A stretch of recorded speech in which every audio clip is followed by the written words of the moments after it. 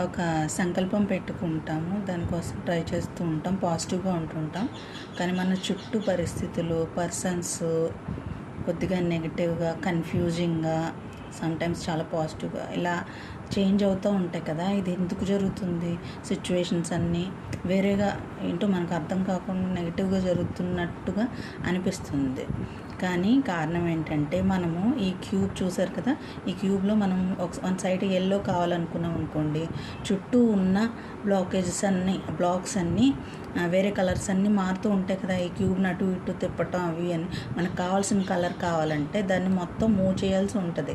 అంటే మన చుట్టూ ఉన్న పరిస్థితుల్ని, పర్సన్స్ని ఒక సంకల్పం పెట్టుకున్నామంటే ఇవన్నీ చేంజ్ అవుతూ మన చుట్టూ సరౌండింగ్స్ అన్నీ మారుతూ మన సంకల్పం మన దగ్గరకు వస్తూ ఉంటుంది. దాన్ని కరెక్ట్గా అర్థం చేసుకోవడానికి మనం ట్రై చేయాలండి.